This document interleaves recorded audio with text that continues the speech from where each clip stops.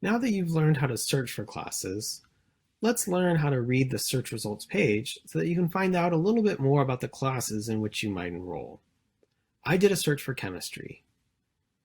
Chemistry is useful for all kinds of students. For non-science majors who might be interested in fulfilling their science requirement for the Common Curriculum, Chem 1301, Chemistry for Liberal Arts, could be a perfect choice. For science majors or students pursuing a pre-health plan, Chem 1302, Preparatory Chemistry, or 1303, General Chemistry, could be good choices for the fall. Let's start with Preparatory Chemistry. I look first at the status. A green circle indicates that the class is open. If there was a blue square, it would mean the class is closed, and a yellow triangle that there's a wait list for the class. With the class being open, I move on to consent. Some classes will have department consent required, or instructor consent required.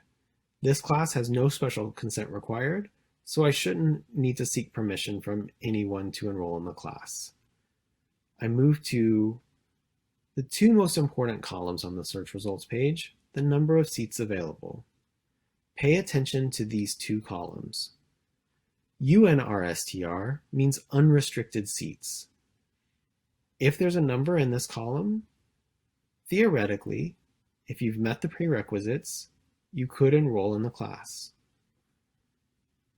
If there is a number in the restricted seat column, then that number of seats are restricted to certain student populations, certain scholar groups perhaps, or declared majors.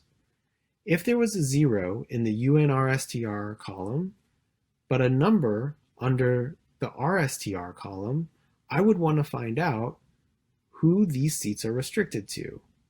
They may be for students in a group that I do not belong to, but they may be for me.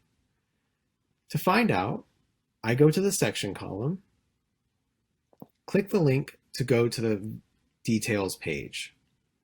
And here, under enrollment restrictions, I can see that there are 20 available seats for students with first year standing and 15 available seats for departmental distinction.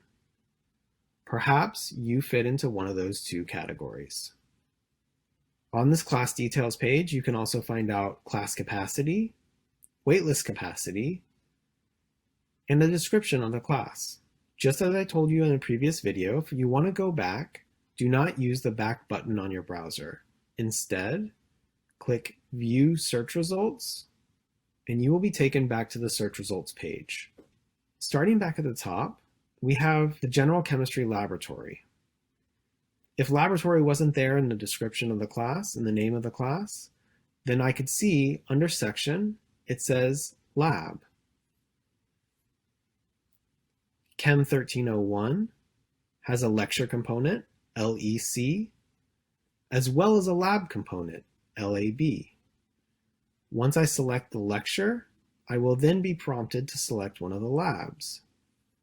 For Chem 1303, I enroll in this lecture separately from the lab 1113. To select the class, I click on the Select button. Remember, if you do not see the Select button, it's because you are in the Search tab. You want to make sure that you're in the Enroll tab in order to add the class.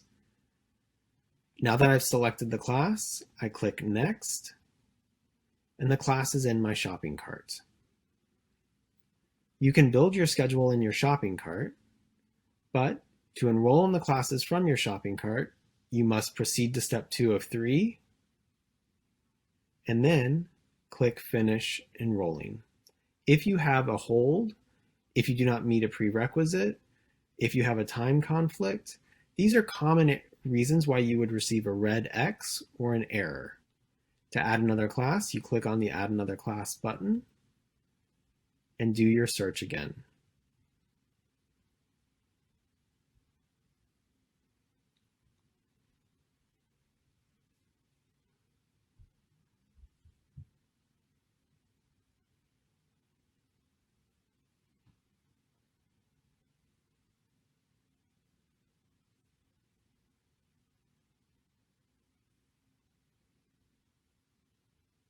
You can see here I received an error because I did not meet the prerequisites of having economics and calculus.